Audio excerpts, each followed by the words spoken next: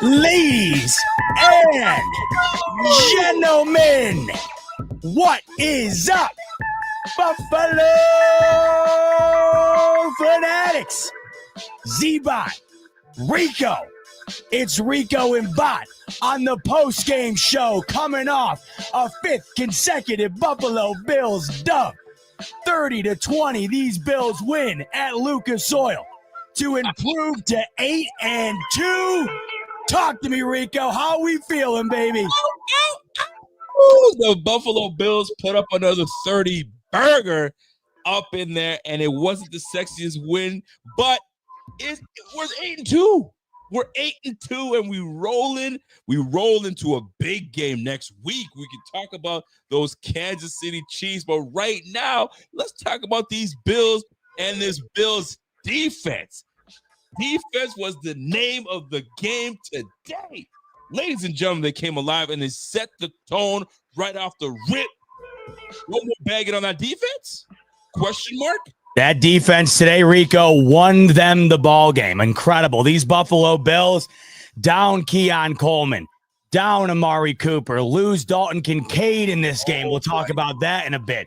Spencer Brown gets banged up. This offense, unfortunately, falling apart, but this team, whether they play dominant, whether they play terrible, they're landing ass backwards, Rico, into 30 points a week right now. This team can't help themselves from scoring 30 points. And what you have to love right now is that they're getting it done in different ways, which is what you're going to have to do inevitably to get to where they want to go. They're finding different ways to win. There'll be elements of a game where one unit steps up, elements of a game where another steps up. This game today was the defensive coming out party. This was the game where the Bills single-handedly won this game defensively and allowed the Bills offense to have a day where you knew they weren't going to be as prolific as usual without their top receivers. They still gave them the best opportunity in the world to win the game, to put up 30 points, a masterclass defensively. And our buddy Joe Flacco got it was belt to butt, as you like to say, Rico. 3 picks.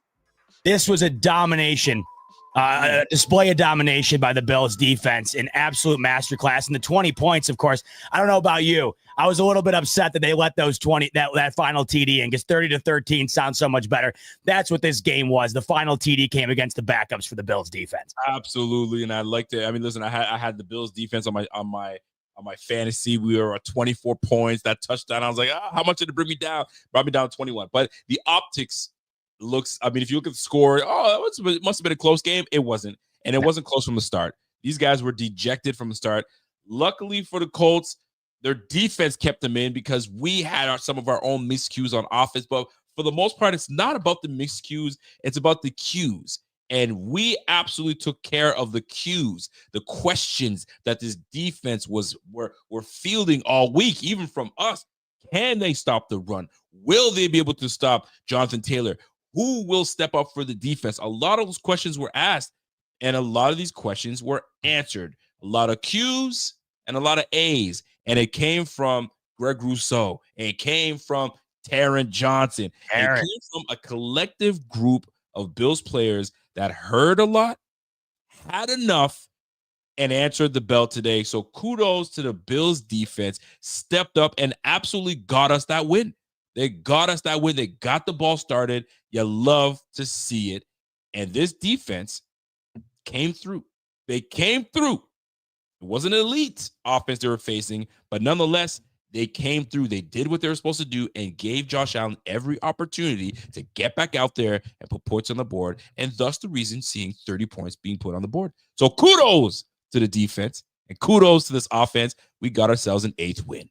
How are you feeling about this one?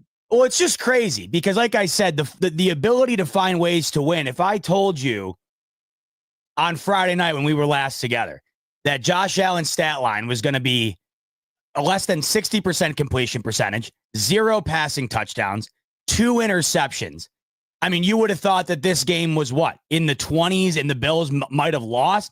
The Bills won this game going away. It was over in the beginning of the fourth quarter. And in reality, this game was a 17-point victory. Like I said, they scored the final touchdown with 2 seconds left on the Bills' backup defense.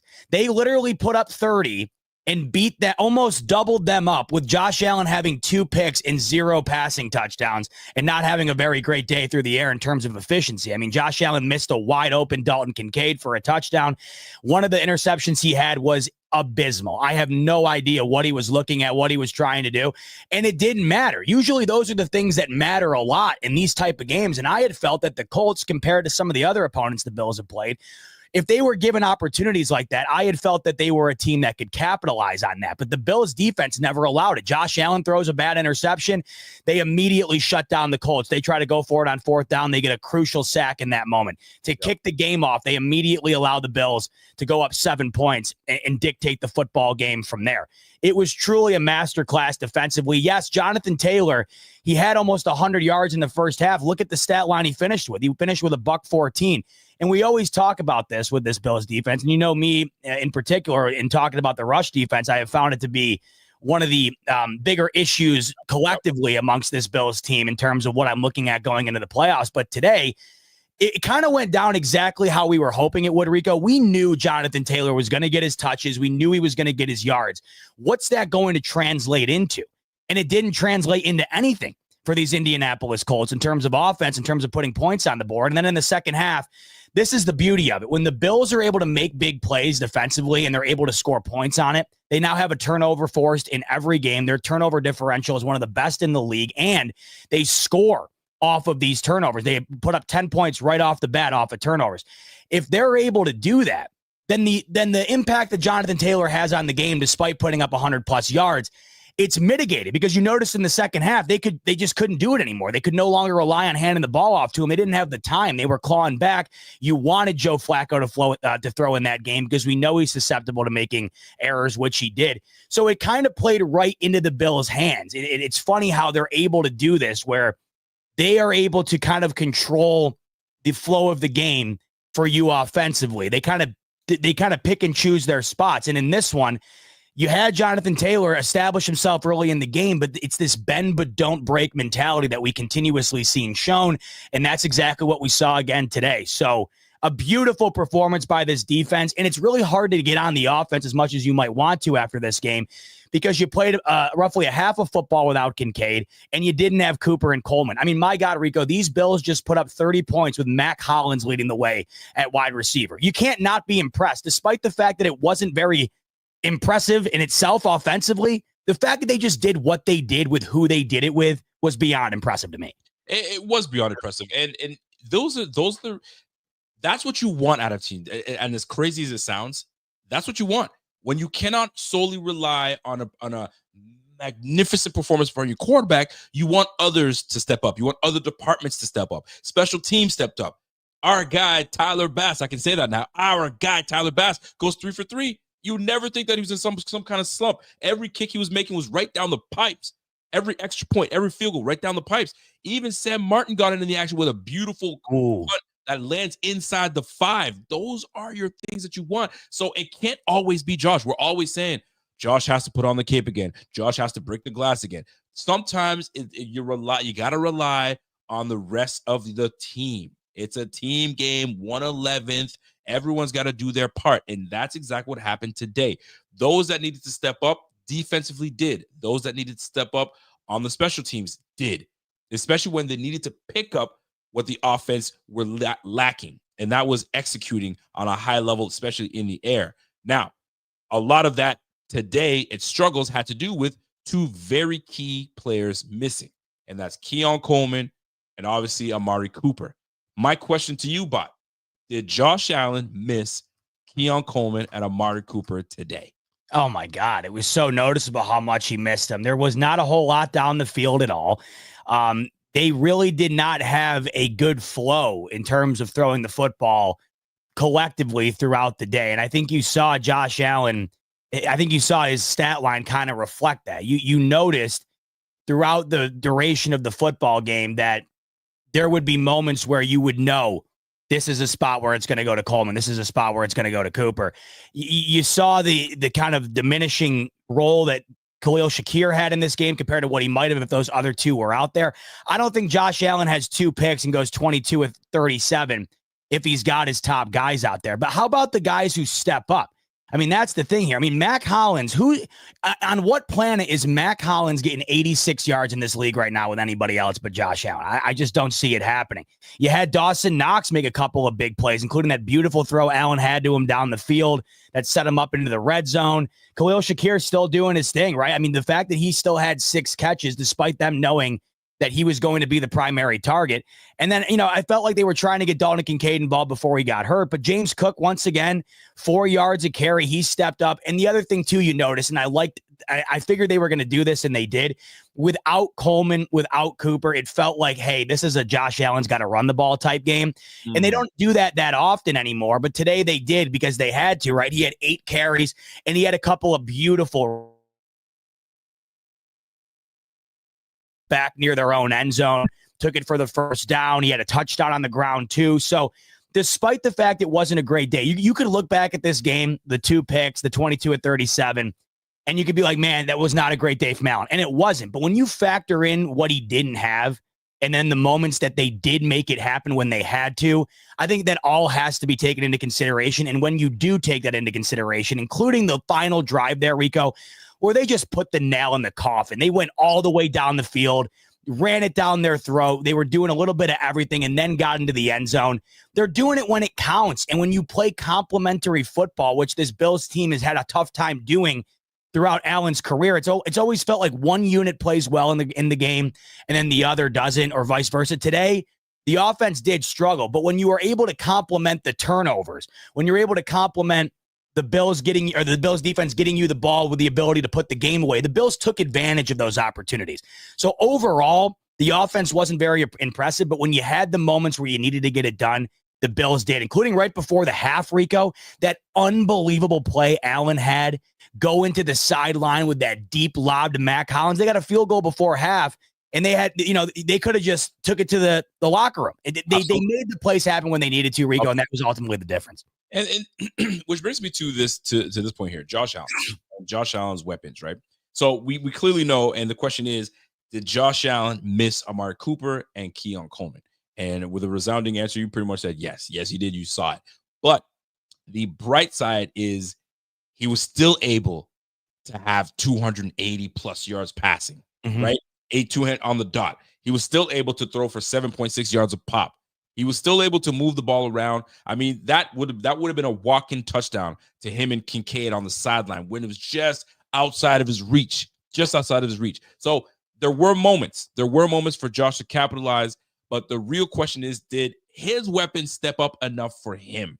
And this is my biggest thing right now, because we don't know if we're going into next week without Keon and without Amari Cooper. That could be a potential, and Kincaid now too as well. Now Kincaid was doubtful to return, and he never came back. So now you've got 3 bona fide big time players for your quarterback, and now he's got to go out there against one of the best defenses in the game, the best quarterback in the game. I mean, if you want to say, my man Lamar Jackson is the best quarterback right now in the game, but we already know what time it is.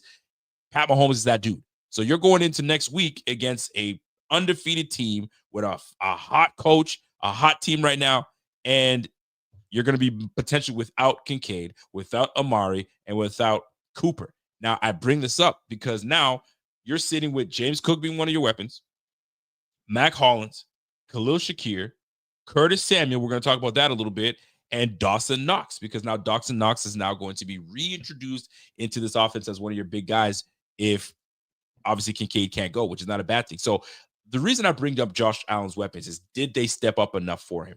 And will it be enough next week? And that's the big question here. And I'm going to start with Curtis Samuel. Curtis Samuel, obviously, we've been questioning Curtis Samuel all season. All season, we've been wondering, where is Curtis Samuel? When is Curtis Samuel going to show up? Why don't they like Curtis Samuel? Is Joe Brady, allergic to him? Joe Brady brought him here. What's going on? Okay, this will be the game that he needs to show up. Oh, he's hurt. Okay, now fast forward, week 10. We're playing the Colts. No Cooper, no Keon. You got Khalil, you got Curtis Samuel. And they got the ball started with Curtis Samuel, and it looked good. It looked good. So you want to see a little bit more from that connection. Today, Curtis Samuel finished with 4 receptions for 35 yards off of 8 targets. Obviously, the targets are getting there because two of the big dogs aren't there, but it was encouraging to see that they can get him the ball. And when you do get him a ball in space down the field, good things can happen. So I don't want to look at this as a negative, because some might look at it as a negative, like, you didn't have enough. Hold on. Now that they can see that he can do those things, and I know they do know that, once Keon and Amari come back, now you'll have a nice rotation. Okay, I know what he can do. Let me try to get him involved, and big things will happen. So Curtis Samuel got involved. I would have loved to see a little more, but he had 8 targets, which is the most he's had all year. Great to see. Let's look at you mentioned Mac Hollins. What a heads-up play by Mac Hollins today. Heads-up play. Josh Allen breaks out of 2 guys that I didn't think he was going to get out of in the first place. He's a downfield, and Mac Hollins has the wherewithal to catch the ball on the slide, get up, and head out of bounds. That play alone is worthy to be praised and say, you know what, kudos to you, because you gained us 3 points there because your heads of play. Big time play by Mac Hollins, and I love to see it. So Josh Allen's weapons, will we need to see more of them? Absolutely. I need to see more, but it was encouraging to see Curtis Samuel get involved, and the fact that they made an effort to get him involved with 8 targets. So big to see. I love to see it. And I mean, we got a lot to see next week. Next week's going to be crucial. So kudos to see the weapons formed around Allen was nice. I'd like to see more, but we got a whole week to put something together. So hopefully guys can get healthy and we can take that into facing the Chiefs. So I like that part. Anything else stand out for you, what you liked in this game and what stood out that said, you know what, it's not being talked about, it's overlooked? Anything stand out to you? Well, first of all, those mother effing Chiefs. I mean, you got to be absolutely shitting me. If not next week, they're winning now. This team cannot lose. 35-yard chip shot field goal. You're losing all game to a rookie quarterback, and you block the kick. These guys, I can't for the life of me understand it. So to the point about the weapons, I don't really think it matters. The Chiefs' offense is bad. And next week, I think that the Bills can win the game with the same talent they have out here today, right? It's just a matter of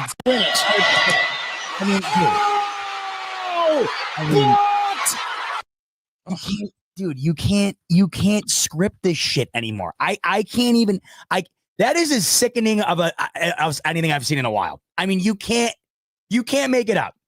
You can't make it. 16 points, Rico. 16 points to the Broncos. Right? That wasn't like it was a 61-yarder. No, I know. It's an extra point. It's an extra point, and they block it, dude. So next week, obviously, that's a huge week. Bills Chiefs week every year is just the absolute best. So we'll get into that at some point. But today, you know, I thought what they had out there today, they can beat the Chiefs with, because the Chiefs should have been beat today with a lesser team with a rookie quarterback in the Denver Broncos. But you want to know one of the things that stood out to me today that I want to see? I was hoping to see this cleaned up today. It was one of the things I was looking for, and it didn't happen. Deion Dawkins needs to figure it out with the penalties. And this offensive line in general needs to figure it out with the penalties. The constant laundry on the field by this offensive line is getting to be a bit concerning. Deion Dawkins now has 10 false starts this year. Yes, he does. And there's been multiple holdings on this offense. It's the pre-snap penalties and the holdings. It's just one thing that I thought stood out to me today again, because Deion Dawkins I don't know what's going on. That's not what we expect of him. And I think that when you're getting in these bigger games, that's one thing that I'm really hoping goes away at some point here, because you don't want to continuously find yourself in disadvantageous territory like they've been putting themselves in before the ball here. And I know McDermott's talked about wanting to clean that up. I just don't know what's going on there where it seems to continuously be happening. But that's one thing that stood out to me. Again, 8 penalties for 54 yards, and I'm hoping that can somehow find a way to alleviate itself from their game here. But outside of that, Rico, I think the one thing that stood out to me the most today was just the defense's ability to make a play when it felt like the Colts could maybe start to get something going. Like they made a play every single time. And whether it was Teron Johnson, right? I mean, that was the beauty of it. It was a variety of different guys. Like you had Teron Johnson with a sack and the pick six. It was incredible. He should have had another pick six. right? You had Taylor Rapp get in on the action, another big man INT. Right? You can't make it up. So they were getting after Flacco, 4 sacks. They also had that strip or that fumble recovery or that fumble force. So to me, out of everything today, Rico, it was the defense's ability to make the plays when necessary, because it felt like there were moments where it's like, oh, the Colts might have a little bit, a little bit going here. Nope, shut it down. So you can let Jonathan Taylor run the ball, right? You can let Flacco go for nearly 300 yards. If you're going to keep making the plays that they do, and you're going to keep them out of the end zone, which they've been doing, they're set up in a great spot right now. I thought today was a perfect example of this defense's ability to kind of let you, play with your food a little bit, but when it comes to actually trying to take a bite of it, they snatch it away from you. Let me tell you, I will say this, and it's side note, but not really. And we're talking about this offense and what we've been able to do, and Josh Allen. I will say first of all, we gotta address this. Everybody's wondering what's up with the sweater, bro. Talk to people are asking. What's up with it? Talk about it. Abercrombie sweater. Yep. Now, this is the new style. They got, I don't particularly love it. I don't hate it, but the Bills sign goes from the chest into the arm. So you kind of lose the S and the B, right, which is a little odd. But I do love the sweater. You gotta let people know who you at. Where you at, baby? This is when you're going like this, when the boys are making plays all game, you can clearly read the Bill sign with ease, because I'm doing a lot of this. But yeah, I don't know what the overall idea is there, but they're getting a little funky with it. All right. Well, listen, I had to, they've been asking, so I gotta put it out there. I know. So when it comes to what we were able to witness today, and excuse me, and the defense stepping up, I'm looking at your statement on MVP race and so on and so forth, bro. Today's performance alone takes Allen out. I'm thinking he's going to come in and really do well. He's out. As of right now, he is out. Unless he rips it the next 4 games, and obviously Lamar looks like poo-poo the next 4. As of right, he is out. Today's performance, it was, and this is not to bag on Allen. This is more so, now it's just go out there and just play ball. If you were playing in the hopes of being MVP and not trying to throw picks and so on and so forth, and I got to be careful how I say this, because when he was playing for, I don't want to say for MVP hopes, but he was careful with throwing the football away. And he's now thrown an interception the last 3 games. Now, is this something to be concerned about? Not necessarily. But at the same time, you threw 2 picks today, and they're both uncharacteristic. One of them, I don't know who the hell you were throwing to. That thing went into an open void, and it's like you gave it away.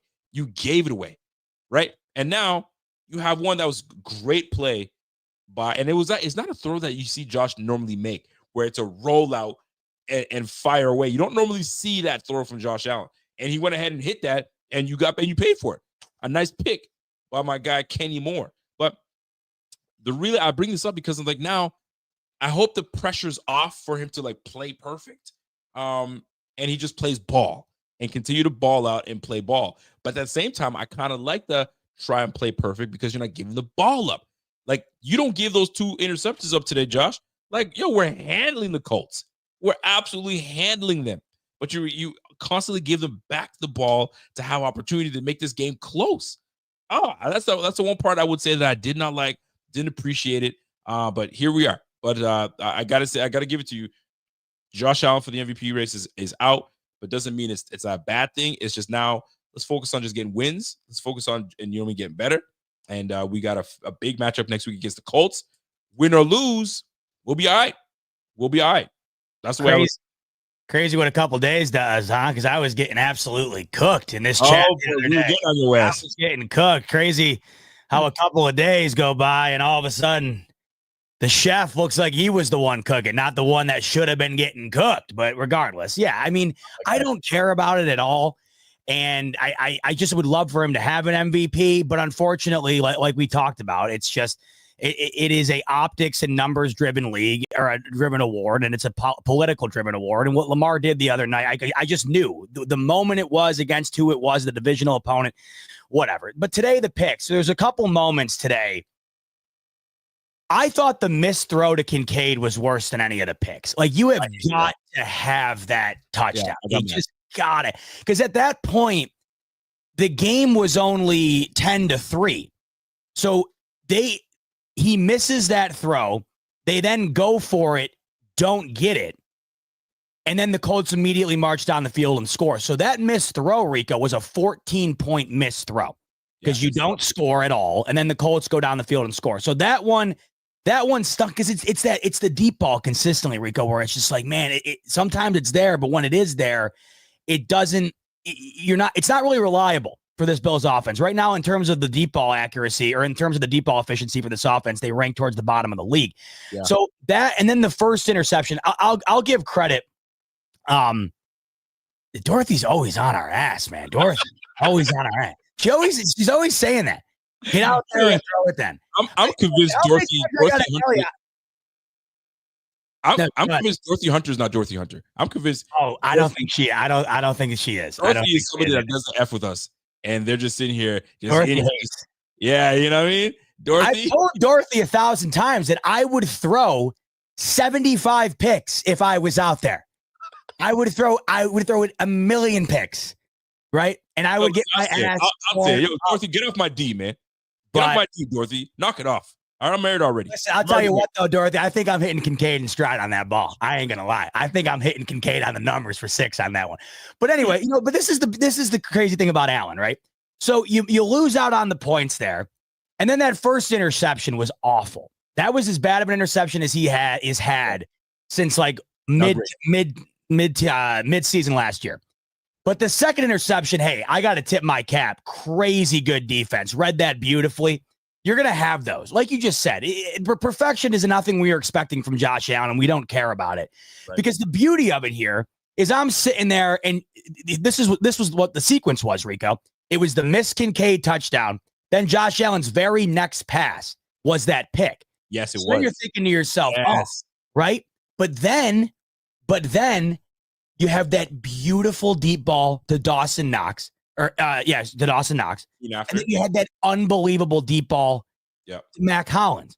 So it's like, once again with Allen, I think in the beginning of the year, we were going away from the idea that you always have to take the bad with the good with Allen. Today was one of those examples. Yeah, you miss out on that touchdown. You got that stupid pick. But who else is making that dime to Mac Hollins, right? Who else is making that crazy run that he had later in the game to get that first down? So it was one of those type of games today where we've gotten used to Allen with over the years, where it's like, man, what the hell was that? And then all of a sudden it's, man, what the hell was that, right?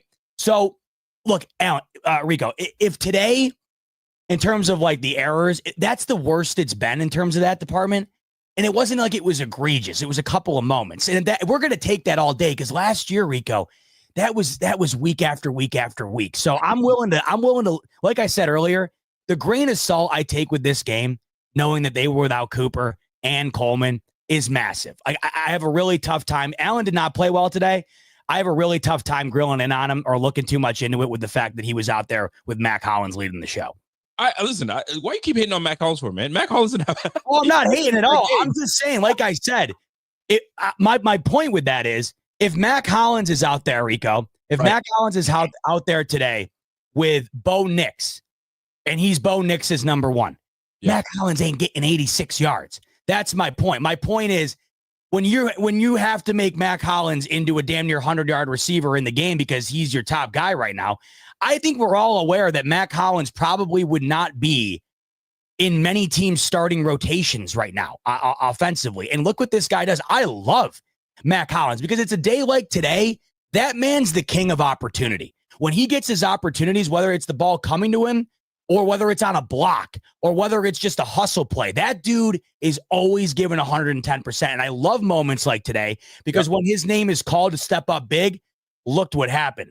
Look what happens. He does step up. So it's not hating on him. My point is, I think a lot of people in this scenario, when you're exactly I don't think it would succeed, yet he somehow found a way to make it work. And here's the thing. You gotta give credit to Josh Allen because in a way, I give him credit because he's dealing with injuries yet again.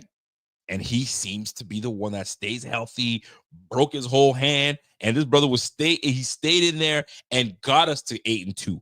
How did he decide to say, you know what, my hand's all messed up, I'm gonna take 4 weeks off, I'll see y'all in 4 weeks? Bro, It's not the same team. He willed through it. He deserves, all the praise that he's getting and working with what he's been working with everybody else banged up. Now you have two of your biggest guys banged up, and now potentially a third going into next week. The odds are highly against Josh Allen and these Bills. So I'm hoping that the football, dudes that handle all that luck for us, they get these guys back and healthy. Maybe it was strategic for both Coleman and Keon not to play. We'll see how that all plays out. I think it's going to be a lot longer for both guys. But what you got to really talk about is kudos to Mac. And I'm not saying you're poo-pooing on Mac, by the way. I know you're not. But kudos to Mac for stepping up. Kudos to Curtis Samuel for stepping up. And you had Jalen Virgil and Tyrell Shavers that both came in today and really didn't contribute a damn thing. So Josh is really playing with Curtis Samuel and Khalil Shakir. Hey, that's pretty much what it is with Dalton Kincaid going down. So although Josh didn't have a sexy game, he still kept us in the game. Like I'm watching this game, right? We get a penalty. I think it was Dion with the false start. No, it was a hold. Somebody held. We got penalty. It was 2nd and 19. And I'm like, oh, buddy, we're in our own zone. I'm like, this is not good, man. We're trying to get a rhythm here. Josh Allen rips a 21-yard run. How so he may not beat you through the air. The guy is just so damn good overall that he'll kill you with his legs. He may not be a Lamar Jackson, certainly is not. But that boy, if he needs to get your ass, he will. And as a Colts fan, you're sitting here going, God, what do you mean you just gave up a 21-yard rip at 2nd and 19? Bro, that's what Josh does. That's what Josh does. He's that special. He's that dude. So he's always going to try to find a way to get it done. He's going to find a way to get it done, and he got it done today. It wasn't pretty, but he had help from his overall team. So you'll love to see it. You'd love to see what took place with Josh Allen and his offense. And you got to push that into next week. Now, looking at what we were able to do today, the one side of the ball that I do want to focus on, because a lot of people are talking about the D-line doesn't get enough pressure. They don't do enough. Folks, I don't know if you want 21 sacks and 61,000 pressures. Is that what you want? It's not going to happen. Folks, we finished today with 4 sacks with 4 different players. We finished today with hitting Joe Flacco 6 times. We're in his grill. And hold on, let me just make the numbers right. Yeah, six times. And we got a pick 6 off this defense. Bro, we need to talk about this defense and how well they played today. They played extremely well, and we're still trying to get our bearings right. We're still trying to, get it together. And Von Miller, although did not have a sack today, that's what we pay this brother to do. He was effective in this game. Ed Oliver, so was he. I would have loved to hear his name a lot more in the backfield to realize how disruptive he is. Was he as disruptive? You can't say, well, Joe Flacco was getting rid of the ball really quickly. He ain't Tua. We didn't get the pressure we would like to get, but nonetheless, still a damn good game from the defense. 4 sacks, 6 QB hits, and a pick 6. The sack by Jefferson was a pure coverage sack. That's us freaking taking away what Joe Flacco wanted to do. Big kudos to the defense and what they were able to do and stifle this team. That late touchdown, 13 points, man. We stifled this team to 13 points. They got a late BS touchdown against our backups. Have it. So this defense, when push comes to shove and the game plan is put in place, they could really do some work. Next week is when our biggest test is. Where do you put your focus to stop this offense? I don't even know where to begin. I don't even know where to begin. And that's why I'm glad I'm not the coach. And where to put your focus on stopping the Chiefs? Where do you put it? Do you put it on D-Hop? Do you put it on Kelsey? I'm not concerned about it at all. That Chiefs offense can't do a damn thing.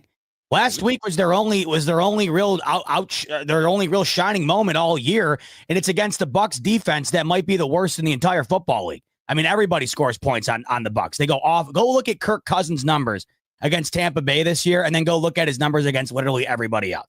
Like, it's crazy, the difference. The Tampa Bay allows a crazy amount of passing stats, crazy amount of points. Right now, yeah, the Chiefs, obviously, they're undefeated. My concern is more is going to be scoring points against that defense. I think that's where they're winning all of their football games. I'm not overly concerned right now about stopping the Chiefs offense. They're not really posing that type of threat to me at this point in time. I think that game is going to be low scoring, and it's going to come down more to the big moments that you cash in on than it is racking up points. I don't see any of those. I don't see either of those teams, Rico, cracking 24 points in that game. I think that game screams to me like 24-20 type game either way. That's kind of how I see it.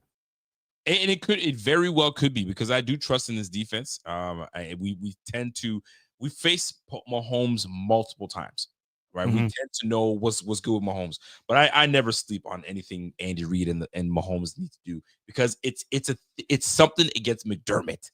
It's against McDermott. So now maybe it's not a McDermott mind. It's more of a Babbage mind. Does Andy Reid understand what Babbage wants to do? Maybe that's why he says, yo, that's you. He knows my tactics.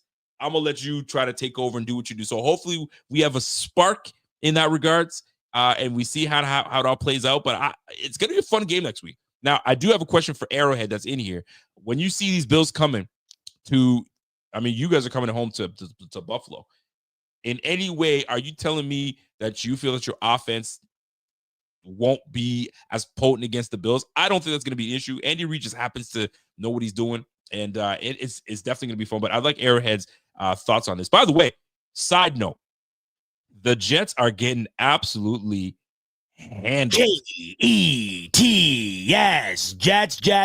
It's over, folks. They are getting handled right now. I don't know what took place and what's happening here, but Sauce Gardner, I'm just about to play a clip for y'all. Sauce Gardner just got taken for a ride. Listen, I don't know if it's listen, that's what's going on with this might be it. This might be it for these boys, man. Might be it. This is it. This is it. Get stuffed. Look at that. Take my man for a ride. Get off me. Let me hop you over your ass. Come on. My God, let's go. Yeah. Good night. Good night, Jets. I hope you had a fun run. I hope you had a fun time this year. Nighty night to you. Dude. 3-7 after today. Side note.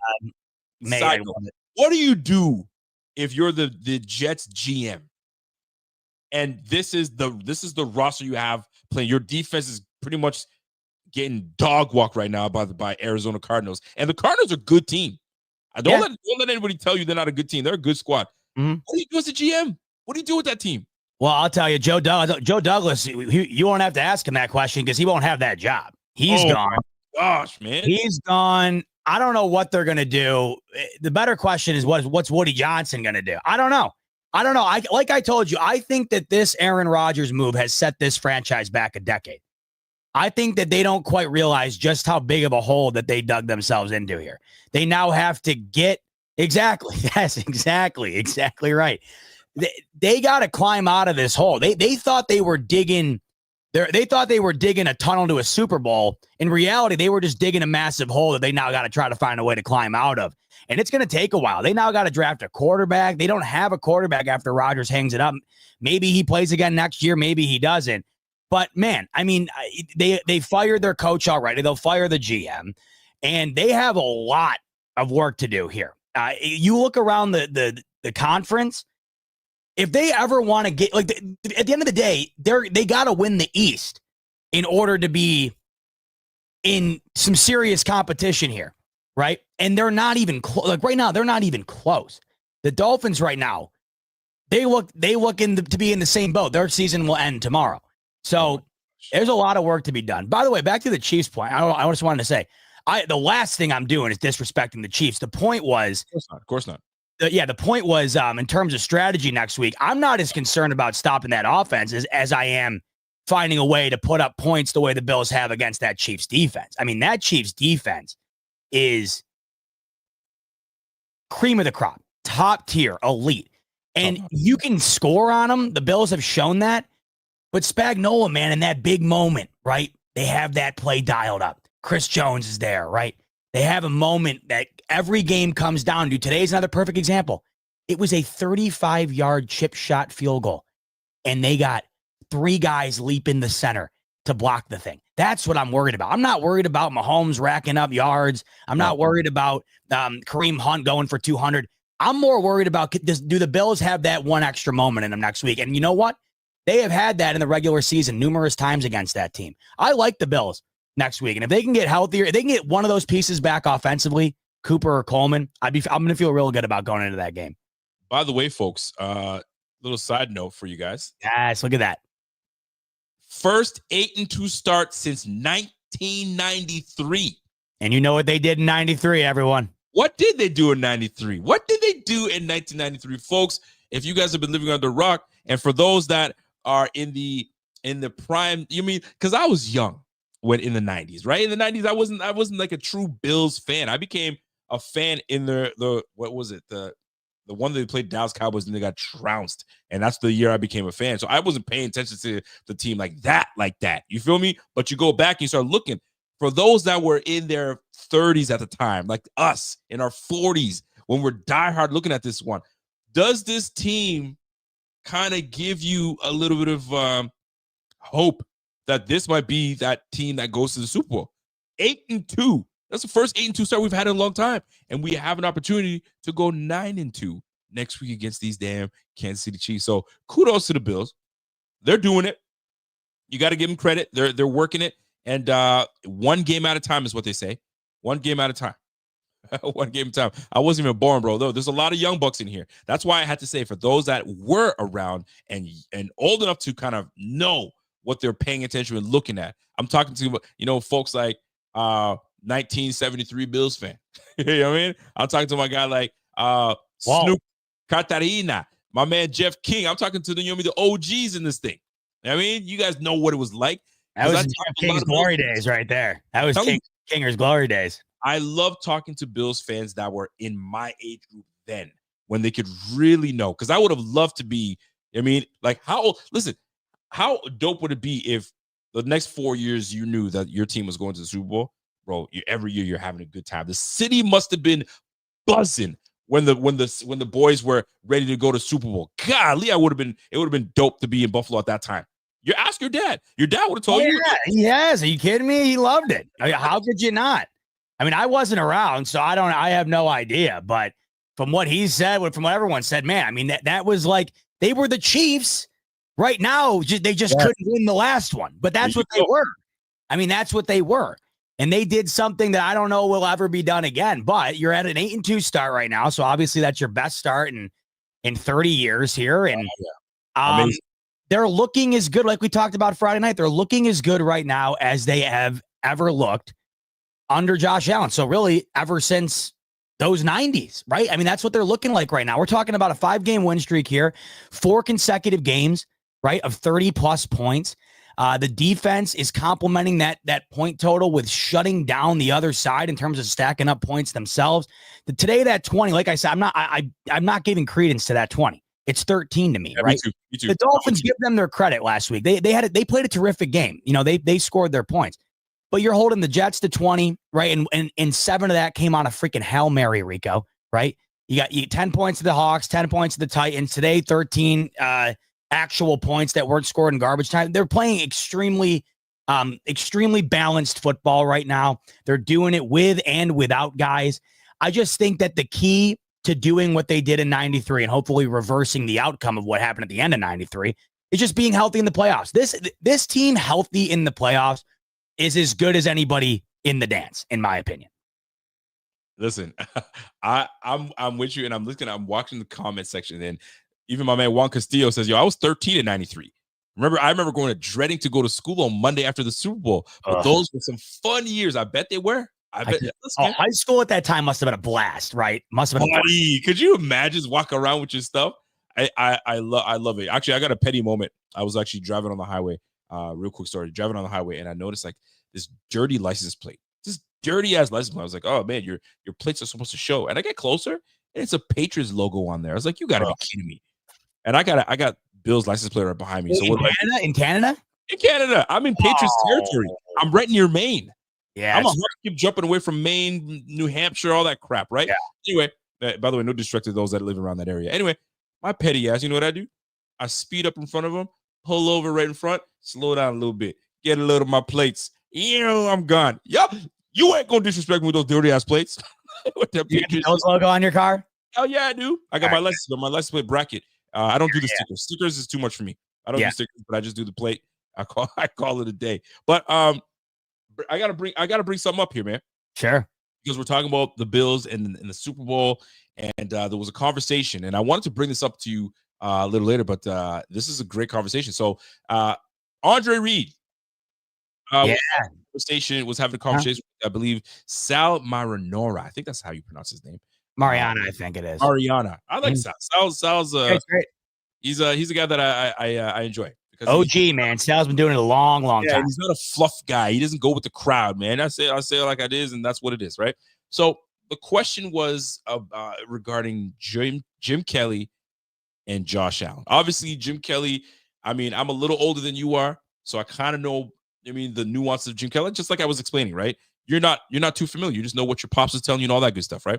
Yeah. So you may not have a say, but some of y'all in this chat will have a say. How do you feel about this conversation being had with Andre Reed and Sal Mariona, whatever his name is, right? I don't know disrespect the guy. His name is I think it's Mariana. Sal Mariana. Mariana. Let's get it right. Sal Mariana. And here's the conversation that these guys were having. I wanted to ask you about the Stephon Diggs tenure here in Buffalo. 4 years. Obviously, his numbers were incredible. The Bills had tremendous success, didn't win it all, but he really was an impactful player from a distance. As a guy who came in and broke a few of your season records, what did you think of his overall time in Buffalo? I mean, if I had to grade it, it was probably a B plus. I mean, I think the last year or so is really, took away from his impact here in Buffalo as a player. I think he really gets a bad rap to a certain point. Guys have done crazier things and way crazier things and weird things and all that, but they produce on the field. T.O. got a bad rap, but when T.O. played, T.O. produced and T.O. did the job. I just think he got a bad rap. So you guys, back in the day, those early 90s teams, it wasn't always hunky-dory behind the scenes. Oh, no. There were a lot of personalities and dynamic. I mean, can you make any comparison? Yeah, that's a good question, Adam. Now, I mean, I know we don't know a lot of the specifics with Stephon Diggs, and I'm not asking you to get inside his head, but I mean, you guys were able to work through a lot and get to 4 straight Super Bowls, I guess is my point. It kind of makes you wonder. It's such a thin line. It's not like a real thick line where you can say this and that. It's so thin. You guys know we just had a total different attitude, a total different team, a total different organization. The game is a lot different. It's changed in a lot of ways. Guys are really individualized more now than they ever been in the league. It's all about them to a certain point, the me kind of guy. We were like that too, but we were held accountable for how we acted off the field, how we acted. So, and I thought you were going to play the part about him. I thought it was it, but I clicked the wrong one. But the point is, they were making a comparison. I'm going to find the clip and I'll play it. A comparison between Jim Kelly and Josh Allen, and the talent between the two. And I guess essentially, he didn't want to give up too much. He didn't want to give up too much and say, "Oh, he's poo poo and he's that this side of the third." So would you call it disrespectful if he goes, "Josh Allen's great, but he got to win a Super Bowl first before we can talk about him being, better than Jim Kelly." I think I already know he's better than Jim Kelly, just based on what I've seen and what I see now, what I saw then, based on what I remember. But is it disrespectful, do you think, to say that you got to win a championship first before we can talk about y'all being two on the same page? How did you feel about that? Well, for starters, every time I see Andre, man, that dude looks phenomenal. I mean, that guy has not aged. He looks the exact same as his playing days. Crazy, man. That guy. Guy hasn't aged a day. So he had said he's got to get to a Super Bowl, I believe. I think he said he has to get to a Super Bowl in order for him to be considered that. Look at one, Andre's sticking up for his guy, man. I mean, he goes to the Hall of Fame on the back of Jim Kelly, right? So I totally get that. Speaking of which, okay, Jim Kelly had a Hall of Fame wide receiver, a Hall of Fame running back, a Hall of Fame head coach, a Hall of Fame defensive tackle. Josh Allen, arguably, outside of not considering Von Miller, right, has never played with a Hall of Fame player. Maybe there's an argument out there if you want there to be for Stephon Diggs at some point. I don't know. I don't know if we're gonna get there with Stephon Diggs. Maybe, but regardless, I don't think Josh Allen's really played with a Hall of Fame player. That team, half the roster is in Canton right now, right? Josh Allen, the player, I don't know if anybody could really sit back and visualize Jim Kelly and then visualize Josh Allen and say, Jim Kelly was the superior quarterback. It's kind of like when you take Patrick Mahomes and Tom Brady. If you watch Patrick Mahomes, there's no way you can watch Brady and say that's a superior quarterback. But this stuff matters, right? You can't consider Patrick Mahomes the GOAT when Tom Brady's got 7 rings. You know what I mean? That's why you can't do it. You got to wait to see what happens. So in his point, you can't consider Josh Allen the GOAT. I got the clip right here. Bills football until he gets there. But I think when we're talking about the overall player, though, Rico, I don't think it's that disrespectful because I see what he's saying. But Josh Allen clearly is the better football player. Listen, no question about it. If we put Josh in the 90s, I mean, Josh is the type of player that can play both in the 90s era and today's era. He would have crushed in the 90s. I think it would have definitely crushed in the 90s. Could he have done? Could Jim Kelly play in this era too? Absolutely, I'm sure he could. That's why it's hard to compare eras because every era is different. This was that back then. It was a run heavy. You needed to have a Thurman Thomas back there. I mean, imagine Josh having a Thurman. I mean, like this. Don't they always say that Wilt Chamberlain played against plumbers back in the day, right? What's that? Don't they always say like Wilt Chamberlain played against plumbers and mechanics back in the day? Like they always say that. You know what I mean? You know it. I don't think it's any disrespect at all. No, I think it's just understanding what you got. This is and Jim Kelly would tell you himself, yo, this guy has overtaken. If you're a real true G, no, he is the deal. And he said it multiple times. He's the real deal. And I hope he wins it. I hope he takes the torch and wins it. Of course. And there's a lot riding on Josh Allen's back right now, right? Dude, it's just one game at a time, baby. One game at a time. Those 90s guys, I've never seen anything like it. They are still all around. They still all live around the area for the most part. Yep. They are still die-hard Buffalo Bills fan. It is the coolest thing. You don't see that anywhere. So to think that he's hating on Allen or anything is preposterous, is insane. Nobody wants them to win it more. You think we want to win it? Andre Reed, Jim Kelly, Thurman, Bruce Smith, they want them to win it more than anything because then they finally get to see it come to fruition when they were this close. But what he's saying, I totally understand. Jim Kelly played in 4 consecutive Super Bowls. It'll never happen again. I think it's fair to say if we're going to crown Josh Allen, we got to see him get to one because we do this with everything else. Tom Brady wouldn't be the best quarterback of all time if he didn't have the rings, right? We wouldn't consider Mahomes the best of our era right now if he hasn't done what he's done in this amount of time. You have to have that. I think that's why I value the MVP so much because I want people to look back and truly remember Allen for being as great as he is. And I feel like history is going to look back if he doesn't have an MVP and they're just going to be like, oh, well, they'll just kind of brush him to the side and it's going to really piss me off. That's why I value the MVP. I totally get what he's saying because you have a guy that went to 4 straight with this organization.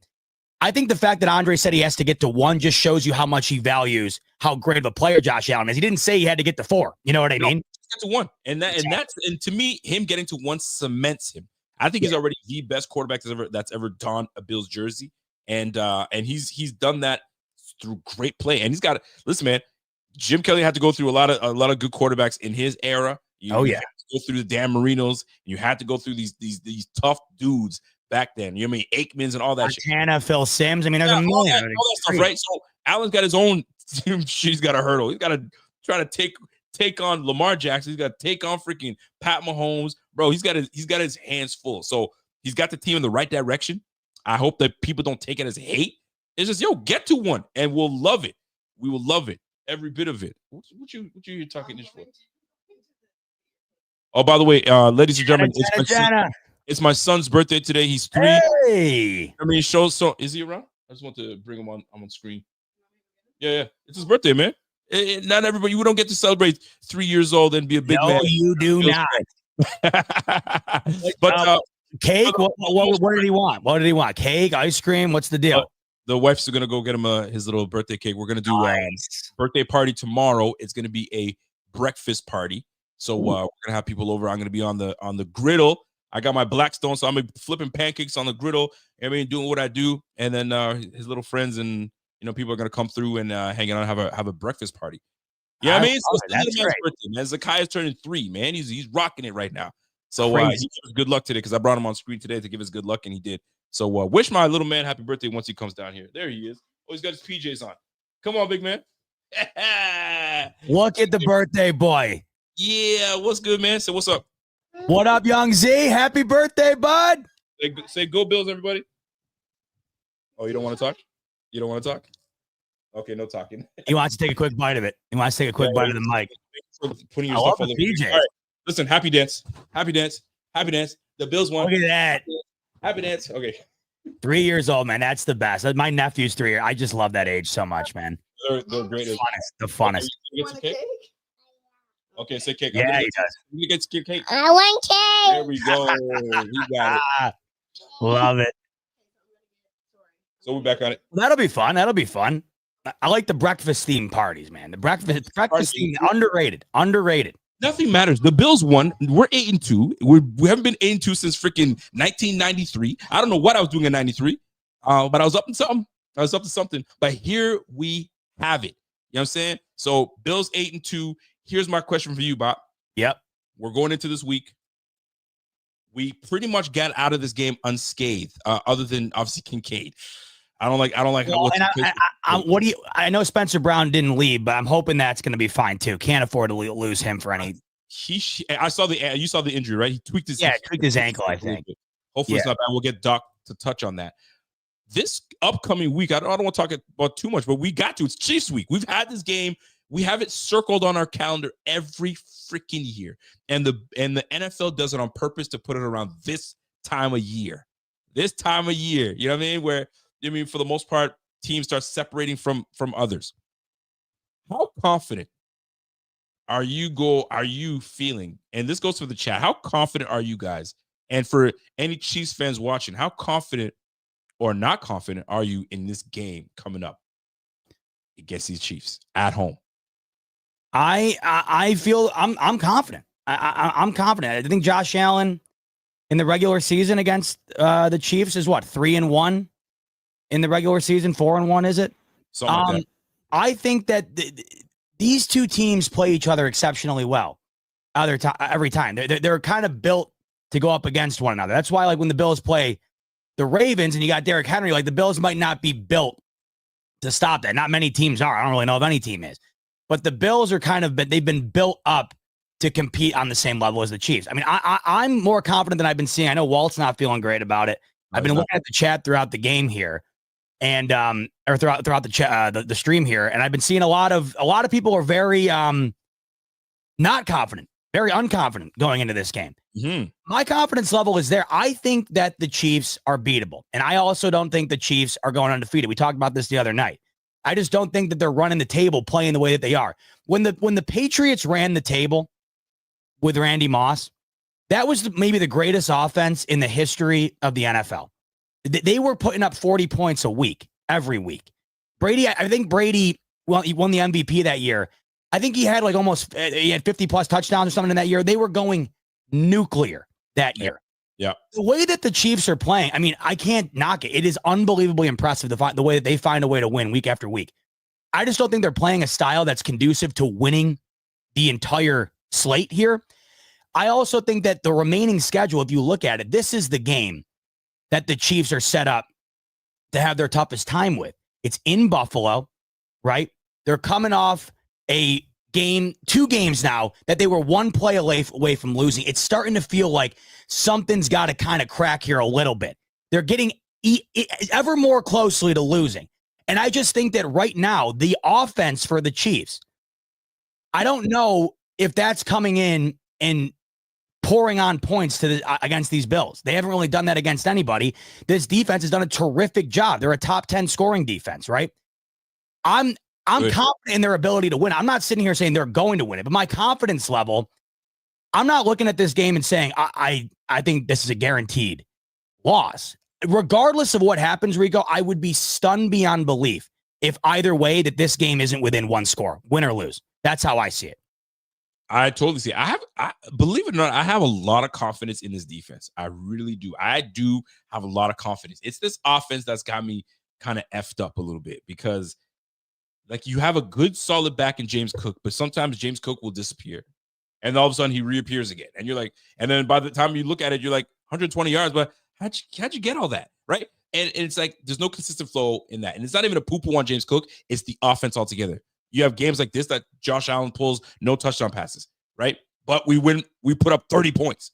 Right. So a lot of this is going to be dependent on the defense, on how they control Mahomes, right? We've got to be able to not let this game get out of hand, but we haven't. This team is too good defensively to let the game get out of hand, and we're as healthy as we're going to be. Like, who's banged up on defense right now? I think we're as healthy as we're going to be. Bernard is back. Obviously, we're missing Milano, but we've been missing Milano for the year. So we have the squad.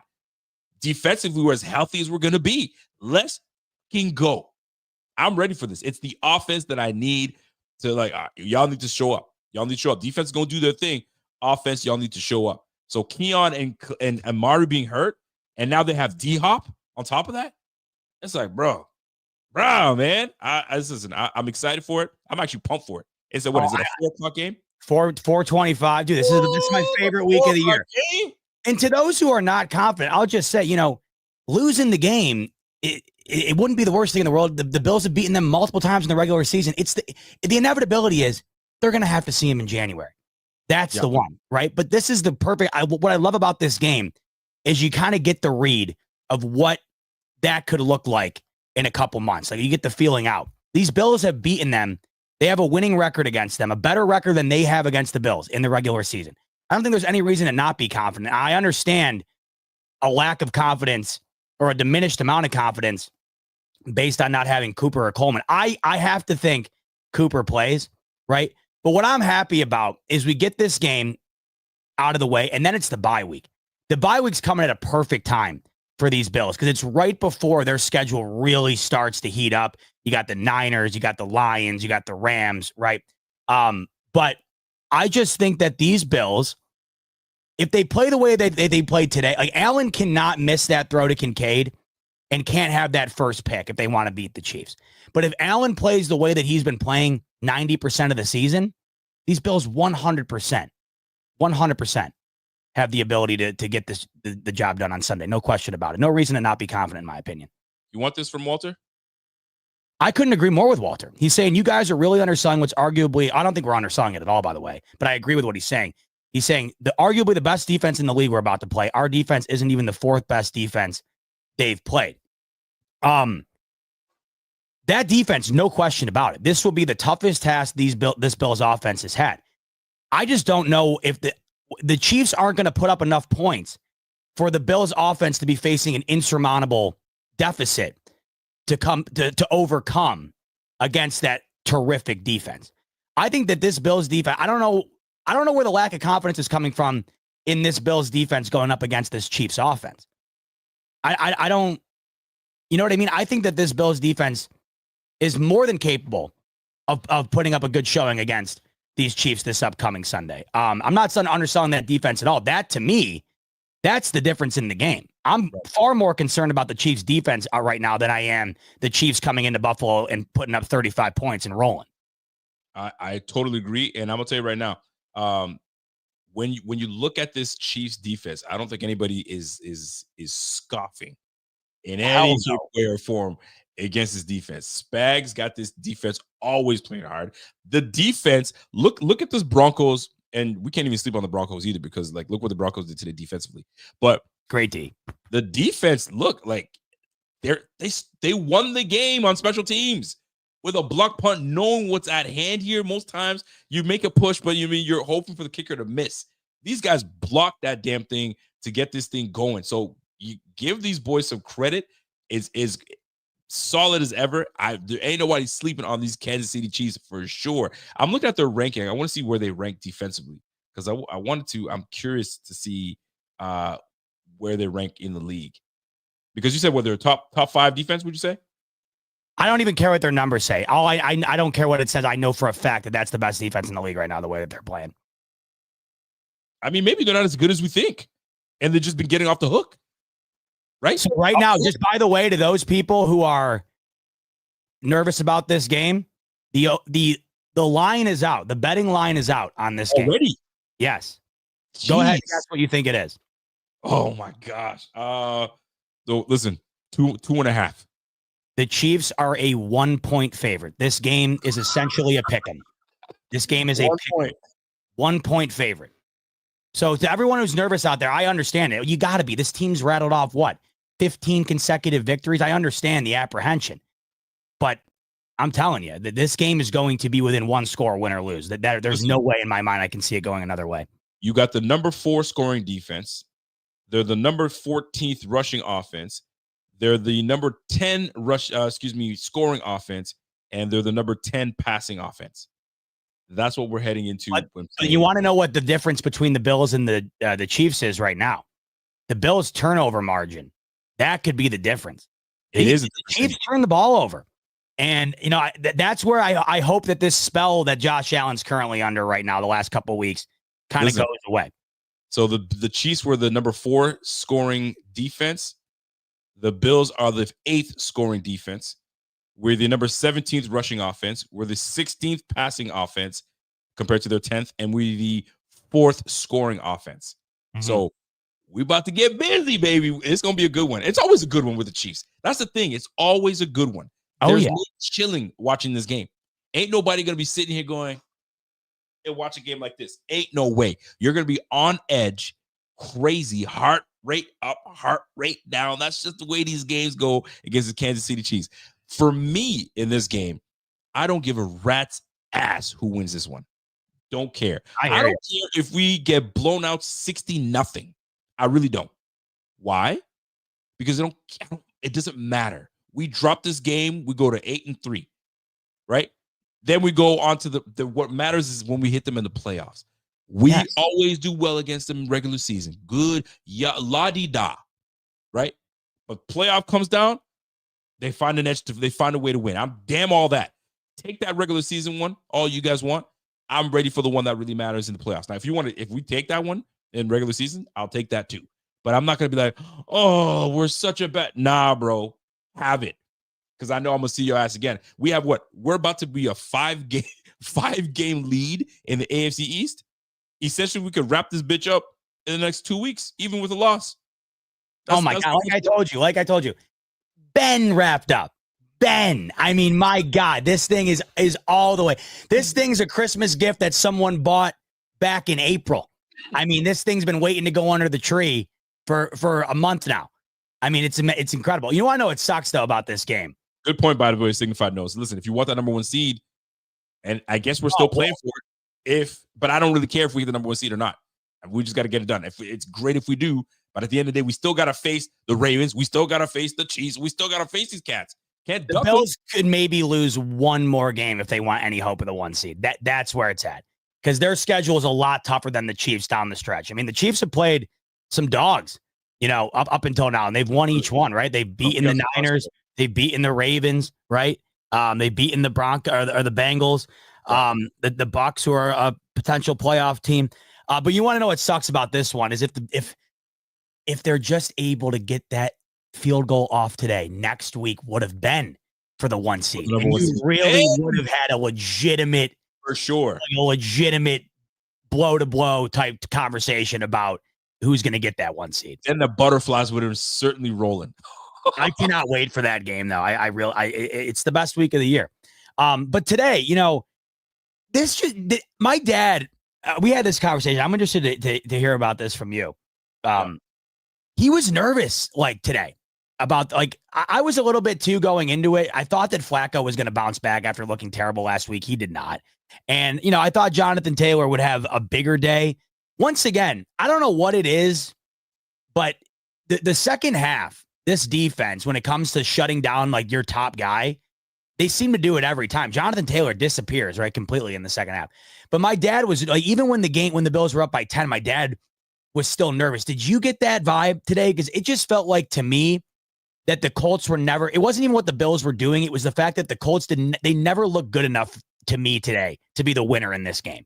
Agreed. There was no worry in my eyes. And even before the game, I knew Joe Flacco is going to have to beat us. And I don't think Joe Flacco is good enough to beat our defensive backfield. I think our defensive backfield is pretty solid. I'm not saying it's the best in the game, but it's pretty damn solid. And we're very opportunistic, right? If we have an opportunity to take the ball away, we're going to take it away. We're opportunistic that way. It was about stopping the run. And I knew that McDermott and Babbage were going to create a game plan to slow down the run, because there's only so much you can do to control a guy like Jonathan Taylor. And he still got his rocks off, 120 yards rushing, but he had 58 of those in the first half, right? A big long one off of one rip. Oh, yeah. And I think he had almost 100 in the first half. Yeah, he had 100 in the first half, but that 158-yard run was kind of what kind of inflated his statistics. Because in the second half, after that 58-yard run, it was all right. It was okay. That was their only legitimate scoring drive of the game, touchdown drive of the game, you know? Right. And it was because of that run. Was I ever worried about, I don't know, I'm not sure. No. Defensively, I knew that we were dialed in, and Joe Flacco was going to have to beat us. And he's not good enough to beat this defense if we stop his run. Now we can pin our ears back, essentially getting after him, and that's why those 4 sacks came in. That stood out to me. What would you say, if you recall, your turning point of the game? And this goes to the chat as well. What was it in the game that was the turning point where you knew it's a wrap, ain't no way it's over with? As crazy as this sounds, the first throw of the game for the Colts. Really? That early? If you're going to throw a pick 6 on the first play, I'm settled in. I knew what the vibe was going to be right there. When he threw that ball, I mean, I don't even know what he was thinking. It went right to Teron Johnson. It was in that moment. And I know that, oh my God, Aaron Rodgers just got strip sack fumbled on the 10-yard line on 4th down. They are getting destroyed by Arizona. But no, I'm not kidding, Rico. In that moment, I'm thinking to myself, the Colts, are they good enough to overcome that, right? Are they good enough to overcome spotting the Bills a 7-point lead? Now, to their credit, they came back and took the lead. Right? That's why I never kind of like, oh, that's enough, because like it was too early in the game. How often have you seen teams go up large early? Yeah. And all of a sudden they lose in overtime at the end because it was too early. You got too early success. To me, I didn't care, because at one point it was the Colts were up 13-10 at one point. I'll say, you know what, though? The one big thing to me where I felt really comfortable was their ability to get that field goal before half. That really made me feel good. To get those extra points before half, I just thought that was big. The ability to overcome kind of blowing that lead a bit. That, to me, I felt really good right after the pick 6. Like, that really set the tone for me. But their ability to go and get those points before half also really made me feel confident going into the second half and their ability to hang on to the game. So for me, and I'm with Laura, the strip sack by Greg Rousseau. Oh, that was huge. That, to me, was, okay, call it in. It's a wrap. We got this. That strip sack came at a perfect time, opportunistic time. And that was like, he was ready to get that fired off. That's when it pays off to be 6'7" with a wingspan of Shaquille O'Neal, right? You come in and you just take that thing away, and Hamlin comes in. And it's funny, because he was just talking to the commentator dude was just talking about DeMar Hamlin and Joe Flacco. DeMar Hamlin with the recovery. Joe Flacco getting stripped by Greg Rousseau. Absolute turning point of the game. Loved every bit of it. We got Walter coming in and says, hey, that 4th down call on our own 30 was probably the ballsiest call in recent time by McDermott, especially given the game script with us having the lead. How'd you feel about that fourth down? Go for it. Once again, my dad texts me. He goes, I hate this. I go, the Bills are more automatic at the tush push than the Eagles ever were. That play, Allen with a 1 yard, needing 1 yard, sign me up. I don't care, Rico, if they're at their own 1. I'm willing to do that every time, every single time. I had no problem with that. And once again, it just shows how far McDermott's come. Like 2 years ago, he's punting that football. He's done such a great job in trusting Allen to get that. And why wouldn't they? Today was the first time all year they haven't gotten a 4th down. And what are they now? They're now 12-13 on the year, or 11-12. They've been damn near automatic with it. So if it's a 1 yard situation, I don't really care where they're at in the field, Rico. Sign me up for putting Allen in that situation, because more often than not, they're going to get it. And you gotta, as a coach, you gotta look at. I'm looking at my players' eyes. I'm looking at my players' body language. If it's 4th and 4, and my quarterback goes, we're gonna get it. The players play the game, and I can live with that as a coach. I can't live with it if my guy goes, Coach, I got it, and I don't trust his ass. Hey, get the hell off the field, man. We're punting this thing. I don't trust you. All right. But when you got Josh Allen, and Josh Allen go, I got this, and we're on our own 30, I trust that we're going to get it. And the old line gets it. They fight hard for Josh. If they knew it's a sneak, hey, fellas, I ain't got to tell you shit. Do what you got to do. Let's roll, right? You love to see it. We're listen, on 4th down alone this year, now, because we were 100%, we're what, 9 for 10 or 10 for 11? I think it's more than that. They were 2 or 3 today. So I think they're now like 11-12, I believe, on fourth down. And the one they didn't get today, Rico, I didn't love that. With the 3 yards to gain, I would have taken the field goal there. And I know hindsight's 20/20, but you just missed Kincaid on that pass, and it felt like they were trying to overcompensate for missing that throw because they knew it was 6. I probably would have taken the field goal there. What I'm talking about here is the 1 yard situation. Nikki, sign me up, baby. No, I am. Dude, if I saw them trot out there on their own one to go for it, no one would be freaking out more than me. I know. I'm totally capping on that. It's crazy. But I love the 1 yard situation every time. That 3 yards to go, though, I probably would have taken the field goal there. Because that really swung momentum back into the Colts' favor. They didn't get it. And then they go from should have having a touchdown. Okay, you could have had 3. Then all of a sudden, Colts are going down the field, scoring a touchdown and tying this ball game up. So, but in those 1 yard scenarios, Rico, sign me up every time. Every time. I like it. How'd you feel about this play today? I mean, I was watching this. I was like, yo, is this guy throwing punches? Like, what's he trying to do? Until I got the slow-mo, I was like, okay, he's trying to punch the ball out. He's trying to do what he can to punch the ball out. But, yo, I know the ball was a little higher. It was a little higher when I saw you try to reach for it. But, bro, after that one, you ain't getting shit from here, bro. No, to me, that's the perfect visualization of why you do what you do on that play every time. Because look how frustrated these Colts defense is. Like, that's what you got to do to try to stop Allen. It's hilarious. Like, look at that. Like, it's just this offensive line. And that's why the penalties are pissing me off so much, because this offensive line is so great. The only thing that's been standing in their way is the stupid mental stuff. That's the only thing that's been ticking me off about the offensive line, because they're getting in their own way. When it comes to actually playing, they've been phenomenal.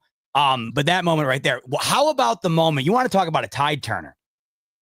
The fact that they gave the Bills the ball on Corrington's fumble there on the kickoff. I don't know what was going on that play. What do you mean? Hold on, let's talk about it. What do you mean? I don't know. Huh? You thought they didn't earn that ball back? I don't know what happened. I don't know how the hell they saw him get the ball. That scrum lasted a full 3 minutes. That's why you gotta get in the scrum. I don't care if you're the last guy in. There's freaking 20 guys in the scrum. You're 22. I'm getting in there, and I'm 21. I'm getting in there, and I'm trying to find my way, because these officials don't know anything. They're trying to pull people apart. These guys are grabbing at the football. You have guys doing this. You have guys doing this, trying to sway you. That's why you gotta get in there. Apparently, Alec Anderson's the one whose leg was it behind? It was behind someone's leg. I don't know. It's crazy. It was Cam Lewis. Cam Lewis had it tucked in behind his leg. So he's on his side and the ball's on this side. So you got to twerk your torso to try to get it. Alec Anderson was like, bro, give me that. And there's people punching to get through that. The refs took like a whole minute and a half to try to sort through that shit. Oh, boy. That would have been, if they lost that ball, that would have been so big, because that was right off of them scoring off of the they had just scored and they had just taken the lead. That could have really flipped the game. Thank God they got the ball. It would have been a bad one for sure. So, I mean, listen, at the end of the day, I'm comfortable with how the game went. It was nice to see another unit take over instead of, Josh having to put the cape on and do what he's got to do. Defense stepped up and they needed it. Taron Johnson, to me, player of the game. Got to give it to Taron. He had a pick 6 on top of that, and he was defending the football, man. This guy was doing solid today. Love to see it. Let's get into some super chats, man. We got some people. Yeah, let's do it. We got my man Frank Martorana sends us some love, showing us some love. So Frank, if I don't know if you had a comment, if you just want to show some love, we appreciate that. We got Dan Echo. Dan, appreciate it, bro. Danny boy comes with a super chat. We appreciate you, Danny. Danny says, yo, sloppy but scrappy win. 30 points, banged up, ain't easy. No doubt. Defense bailed us out. Josh Allen 17. Congrats passing the juice. Oh, yeah, that's right. He did pass the juice today. Oh, that's the rushing touchdowns. Rushing touchdowns. Kansas City, of course, they block the field goal block. It's crazy. Won't be playing for the number 1 seed, but we'll hand them their first L. I'll be at that game. Oh, my boy, Dan. Yo, have fun at that game. That's no doubt. Are you going to that game? No. So next week, my brother-in-law's bachelor party is in Nashville from Thursday to Sunday. Bro, I got to get on a flight from Nashville back home on Sunday at 6 a.m. to be back in time for the game. So I'm not gonna be there, unfortunately. I'm bummed. Listen, it is all. You're lucky it's a freaking 4 o'clock game. So I know. Thank God. I'll be back plenty of time. But my main man Gary, he had to pick that weekend of all weekends. He couldn't have picked the bye week the following week. It would have been absolutely right. Pick the ball week. Frank comes in. Okay, there you go. Frank comes in and says, "Fellas, better to win ugly than to lose pretty. Hell Would yeah. you rather be a KC or Cincy right now? Rest up. 3 big games coming." And he's absolutely right. We got 3 huge upcoming games coming up, man. Massive. You got the Chiefs, then the bye, then the Niners, and then we got the Rams. And the Rams, you cannot sleep on the Rams. That freaking Stafford is something special, man. You can't even hate on Stafford. Can't call him old. He's not doing it. That boy's still a baller. Healthy Puka and a healthy Cup too, man. That team's way better than you think they are, because they were without them for weeks. Would you say these next 4 games will tell you all about what these Bills are about? Or do we already know what these Bills are about? I think we know how good these Bills are, but if you want a true test of what playoff football is going to look like, look no further than the next 4 weeks. I think the Lions are going to the Super Bowl in the NFC. You have the reigning NFC champs in the San Francisco 49ers with Christian McCaffrey, who is now back, played today. You, of course, are going up against the back-to-back defending champions this upcoming weekend. And then the Rams team that, when healthy, they can beat anybody, anywhere. So I don't think it makes or breaks my idea of what I think about the Bills. But if you want a true regular season simulation of playoff football, you're about to get it over the next month here. It's going to be crucial. These next 4 games, to me, forms what we think of this Bills team. I don't care what you've seen from week 1 to week 9. Don't care. These next few games are going to tell you. Because, I mean, I'm not saying, who do we play? These teams are right now. Cardinals, they're vying for a playoff spot. You got to give it to them. They're fighting. By the way, they just went up 31-6 on the Jets. Kyler Murray just went silly mode on him. He literally tap danced on him just now into the end zone. Kyler Murray should have his name in the conversation for MVP as well. I'm just putting it out there. He's having a hell of a year. He's having a hell of a year. He's healthy, and he's got himself some weapons out there. Bro, watch out for Arizona. But anyway, so we beat the Cardinals that have aspirations to make the playoffs. Okay. We take the Dolphins out, Jaguars out, Ravens playoff team, Texans playoff team, and we lost to both those teams. Okay. Jets, done. Titans, done. Seahawks still fighting, but they got a losing record right now. Dolphins, done. So, right, and then we just beat the Colts that are bottom tier. So those games were good to just get ourselves conditioned. But these next 4, Chiefs, Niners, Rams, Lions, that's going to tell me who this team is. And if I'm capping, let me know. But that's going to tell me who this team is. You're going to face Chiefs and Pat Mahomes. You already know what time it is. Super Bowl champs. They're trying to go for the 3-peat. So they're coming to play ball. Okay. And they already hate Josh Allen. They think Josh Allen's the biggest shit talker ever. I think they're probably one of the most people that said this guy talks a lot. He's overrated. I bet it's some of these guys on that squad, right? Then you got to play the Niners. The Niners are getting healthy. They got CMC. They're getting CMC back. If he didn't come back, they got CMC. They got George Kittle. Purdy's a nice quarterback. He was in the runnings for MVP last year. They know what's at stake here. Cardinals are on their nips, and so are the Rams. They know what's up. That's a playoff team, and that's a Super Bowl team. Okay? Then you got the Rams. You already have a Super Bowl winning quarterback on that squad. He knows what time it is. And you got Puka back. And you got my man, Cooper Kupp.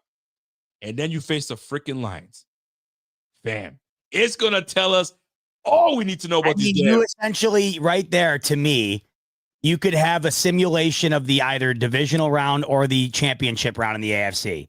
And then you, to me, would have the simulation of the Super Bowl should the Bills get there. I don't know who's beating the Lions in the NFC. I don't.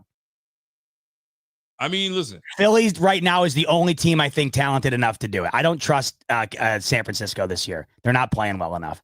Don't sleep on Arizona either, man. I'll sleep on Arizona. They're not going to the Super Bowl. I'll sleep on Arizona. No, Arizona's feisty. You know what? They're coming. They're coming up. Next couple years, I think Arizona will be fighting for the West, and now that they aren't right now, they're leading the West right now, I believe, the division. But they'll be around there. You know what's crazy to me right now, Rico, how bad like 3/4 of the league is right now. It's bad. Like some of the go look at these records right now. I'm looking Outside at it right of the now. top, like So- outside of the top of the NFC and the AFC, Rico, like it is bad. Hey, by the way, don't rule out the Steelers. By the way, they just can't lose. They can't lose again today. They look good. Yeah, they look good, boy. So let us take a look. Let's take a look, see, because I'm very curious to see how these division. Look at the East. Hey, by the way, how about them? How about them Chicago Bears? Woof, woof. Oh, holy hell. Wolf is right. Les incompetents is what they are. But terrible. Can't listen. Let's go to the NFC. Because you mentioned something. Who's touching the Detroit Lions? The Vikings are. No, okay? Dude, Rico, the Vikings, they scored 4 field goals today and barely beat Mac Jones. I don't care. They're gonna bring a little bit more to the Detroit Lions. No. So Detroit, Vikings, Philly. Yes. Then you got Washington that took a tough loss today, so you can't really sleep on these guys. Then this is where it gets a little muddy. Green Bay, Atlanta, Arizona's in there. They're gonna be 6-4 by the end of this. And dude, I'm telling you. I'm telling you, dude. Wow. Let's go to the AFC. You got KC is a juggernaut, man. Juggernaut. Baltimore 73, Pittsburgh 72, Bills 8-2. And then it just dies. It just dies. Look at the bottom end of that freaking. It goes like this: Chargers, Denver, Colts. So the Chargers are about to be 6-3. They're rolling right now. They're gonna win. Who knows what these boys? The Bengals, we talked about it the other night. I think that they find themselves in. Are they playing the Dolphins today? The Dolphins play the Rams tomorrow night. Oh, the Rams. Okay. Yeah. So who the Texans got? Oh my God, tonight, dude, it's gonna be great. Texans, Lions, and it's my favorite bet of the weekend. Lions -3. Lions -3. Lions -3. I like it. But take a look at this, man. Take a look at this. So essentially, let's take a look at this, man. Mm-hmm. Playoffs. I mean, we're going to look into the playoff implications a little later, because I'm going to go to the NFL website and go from there. But man, it's a nasty one. It's a nasty one, folks. It's going to be something else. But and listen, we've got more things to talk about. We do, right? But for the most part, those 4 games, it's going to tell us a lot. It's going to tell us a lot. It's going to tell us a lot. My man, Led Robster. What's up, Rob? Says, yo, my reactions to this game. He says, number 1, Allen played between mid and buns. and we still got 30 points. Number 2, Taron Johnson gets the game ball for the chaos he caused. I totally agree 1,000%. No doubt. And Flacco. Flacco gets an honorary MVP ball from me today because he helped us out. Joe Flacco. Joe Flacco. And number 3, my man, Led Robster says, BF is the best YouTube channel. Stop it, Len. Listen, this is where you open your shirt up and you let people know what's up. Someone said earlier I got something on my nipples. I got tape on my nipples. I don't know where that's coming from. Oh, you got what do they call those things? Pasties or whatnot. The hell is that coming from? The hell is that? Women wear those when they want to have a sexy look. Are you feeling sexy right now? Always am. After a Bills W, I'm always feeling sexy after a Bills dub. I like it a lot. Jeff King, you want to take Jeff King? Of course I do. What's the Kinger saying? Love some of these blogs. The Bills may be 8-2. They may beat Kansas City next week. What's it matter? They will lose in the playoffs to Kansas City. Listen, folks, you kick a door or a head enough, eventually you break through it. Go Bills. People forget. You know how many times it took Peyton Manning to beat Tom Brady in the playoffs? I think it took him like 3 or 4 attempts to do it. Like Jeff's saying, man, you knock on the door enough, you're hoping to God eventually that door opens up. And that's why this week's super fun. We love this game every year. How could you not? But you also play this game knowing that this is just the practice round. This is the practice round. And inevitably you're going to get the real round in January, and that's of course what matters the most. But what I love about this weekend is you're going to get a real good vibe of what this defense is going to be bringing against you, because that to me right now that is the biggest difference maker. I mean, Kansas City's defense right now is the reason that they are undefeated. I'm 100% with that, and I'm rolling with that. Let's go to Signified Nose. What's he saying? Tom Brady's supernatural luck has passed to Mahomes. Yeah, I'm wondering if someone in the Chiefs organization paid Tom Brady like an incalculable amount of money to have whatever like seance thing he did to have his career, and then he teleported it or he kind of like his soul, like he opened up his mouth and the soul like zoomed out of his mouth and went into Mahomes. Right. I don't know. Definitely, I could see it. Like something had to happen there because it's the same shit. It's literally the same thing, and it just transferred from when he left to them immediately. Like it's crazy. I mean, listen, you think that we played enough Tom Brady that he would have passed a little bit on to us for crying out loud? But hey, he passed a little bit on. Well, we're now the Tom Brady of the AFC East. Maybe he gave us Phillip Rivers. He threw some Phillip Rivers on us. I don't know what's going on, but I rebuke Phillip Rivers. I want some championships here. The last thing we want to be compared to is the Phillip Rivers Chargers, because the Bills get compared to them a lot. Chargers, there was a year the Chargers had the best offense in the league and the best defense in the league and didn't make the playoffs. Like they were the most cursed team in football. Oh, God, I believe it was I forget the year. It might have been 2009, something like that. It's a real stat. Be cursed or not, I think the Bills are the biggest cursed team ever. You go to 4 Super Bowls and you lose all 4 of them. Oh my God, yeah. But the Chargers is the last team you want to be compared to.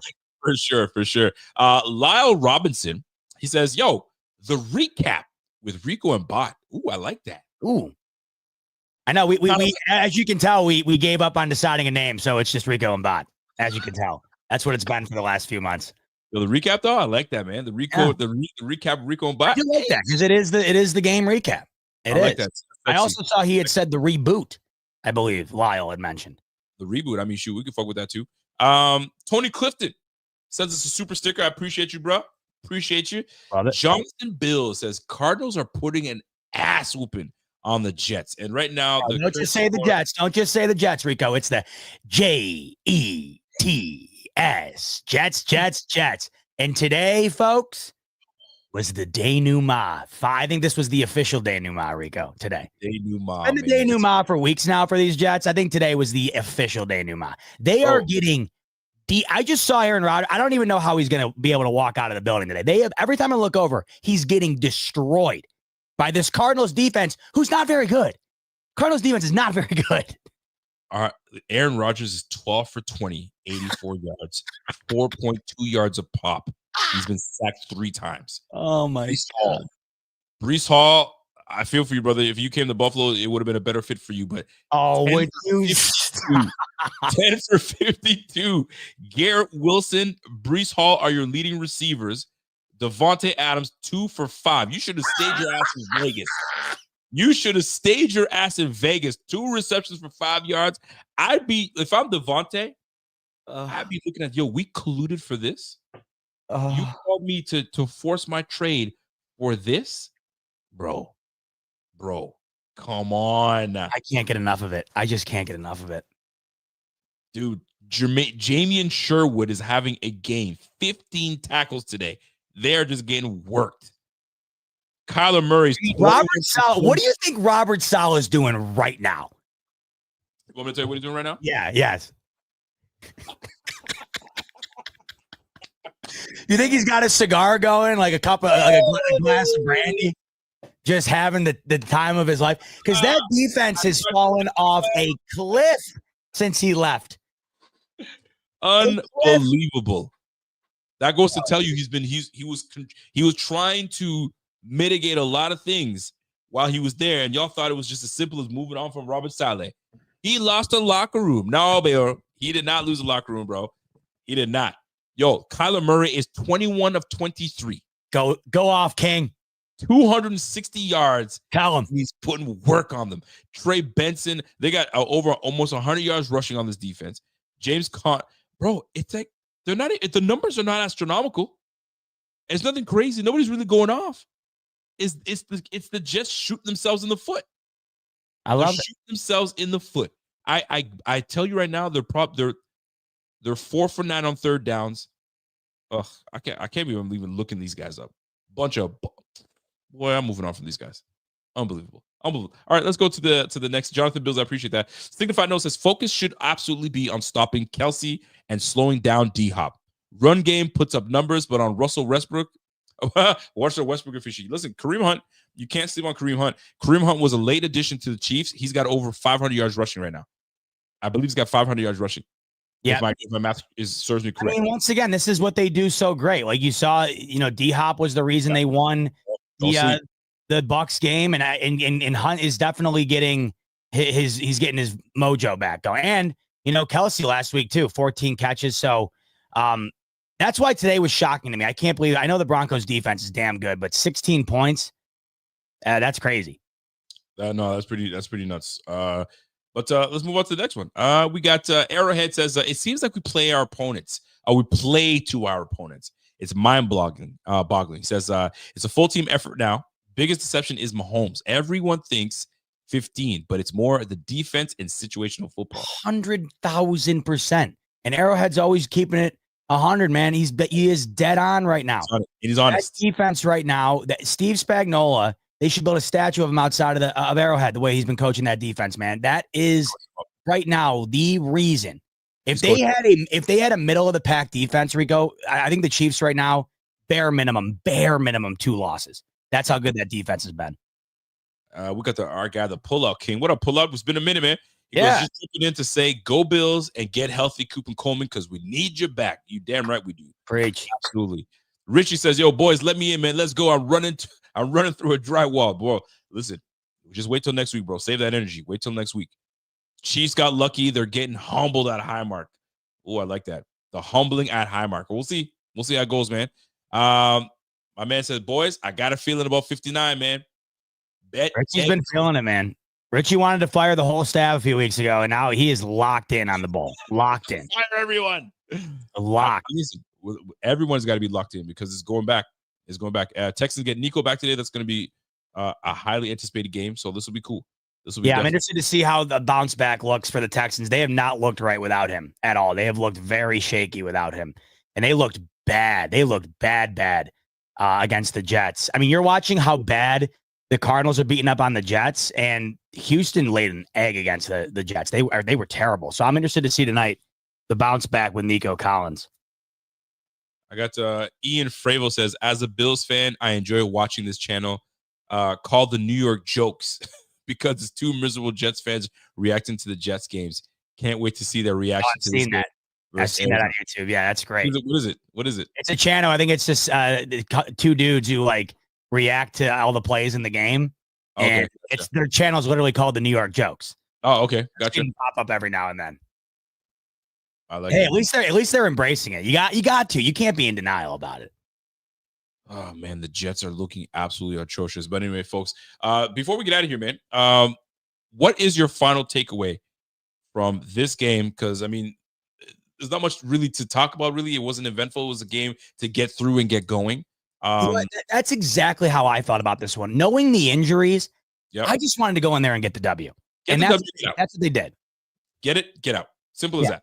And then what we'll do is I want your thoughts, your final thoughts, and then we'll kind of run through some of the scores of the games and your thoughts, and then we'll call it a night and enjoy the rest of the evening. I got to go enjoy my birthday. Man, you got to go get the little man his cake. For sure. So your final thoughts. Final thoughts for me. 1, the defense, man, take a bow. Impressive all the way around, top to bottom, a full game effort by this D. And they really dictated the pace of the game. They controlled the outcome of this game. They were 90% of the reason why the Bills won today and won the way that they did. But above anything, this was a game that I just wanted to go in and get the W. I did not care about the optics of this game, knowing that Cooper and Coleman were out. We've seen the effect that this offense has had without Cooper. We knew it was going to be twice as difficult without Coleman as well. My biggest takeaway today, above, of course, what the defense did, the ability for this team with a mediocre day from Josh Allen, without Keon Coleman, without Amari Cooper, Rico, 30 points. And this is a defense that isn't the best, but they're not a sieve. And they still were able to get to 30 points with half their offense, essentially, through a dominant defensive performance. This team continues to show you that they can win in different ways. They can win on the ground. They can win with Allen playing his superhero style. They can win with Allen kind of taking a step back and letting other guys do the work. They can win through the defense. They can win in a full game effort, which I think last week you kind of saw. Like this week, the defense really stepped up. Last week, the offense really stepped up. The defense was having a real tough time against Devon Achane. The offense put together 3 consecutive touchdown drives. Today, the offense without Cooper and Coleman weren't really able to get a great passing game going. The defense made play after play after play. You're just watching this team week in and week out find ways to do it. But above anything, my biggest takeaway, the most impressive thing, 30 points in a game where it just felt like they had no business reaching 30 points. That was an amazing feat accomplished today by an offense and a team collectively that did not have their best roster out on the football field. No, I know that's what I'm saying. Like, including the pick six, like this team's ability to get to 30. Because like if you're getting to 30 in a game, Rico, your odds of winning the game are very likely. If your goal every week offensively or just collectively should be to get to 30. So my point is that they're finding ways to do it. Like the offense was banged up today. They got that additional touchdown right off the bat from Teron Johnson. I just thought it was an impressive collective effort to be able to get to that point without your best roster out on the field today. Walter seems to, I mean, I get what Walter's saying, to be honest with you. So I'm with you, Walter. Says, let's not act like we went against the juggernaut offensively. And we're not. I think you know this, Walter. Don't be trying to come in here and acting like we throwing shade and we think that, I mean, this team is legit and we killed a juggernaut. We know we didn't. We simply said, I'm just glad we got out of this with a win and we got out of here because it just needed to happen. But these games are one of the sneaky ones. If you look over past them too soon, you get caught with your pants down. We're not saying that they're trash. That's the thing, Rico. Like this is what I don't like about this. And I get what you're saying completely, Walter, but I don't think we're acting like that. At the end of the day, though, great offense, mid offense, bad offense. Yep. They had 4 sacks and forced 4 turnovers, and they could have forced like 7 turnovers. It felt like a couple of drop picks. They had that amazing knockout fumble that they weren't able to get on. Like, I understand the offense isn't great, but they still made the plays necessary to win the football game. You don't think the Ravens right now wish they made the plays necessary against the Browns or against the Raiders? You don't think the Bengals wish they made the plays necessary against the Patriots, against the Chiefs in a 1-score loss, against the Ravens twice in a 4-point margin of defeat in 2 games combined? These Bills, and it's an underrated factor. I understand it's not the most impressive opponent today, or it's not the most impressive opponent against Tennessee or whatever.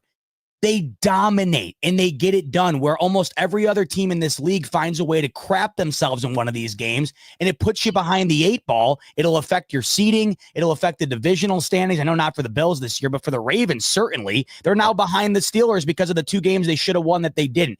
These games matter just as much as the next one, and they find a way to do it every time. I don't think anybody's taken away today the fact that the Bills are overly elite on defense because they turned over Joe Flacco 3 times. But today was their opponent. They couldn't change that, and they dominated him. And I can't take anything away from it. I loved it. And here's my takeaway for this game. It's just nice to know that the defense can give the offense a bit of reprieve and say, I got you. Let me take the ball away. Let me hand it back to you. Let me give you as many opportunities as possible to put points on the board. And let me show you that if push comes to shove, we can really get after it and stop and game plan for certain. And I know people are going to say, but he had 121 yards. Take away that 58-yard run, folks. Yeah. He bottled up Jonathan Taylor. Call it what you want. He had a 58-yard scamper.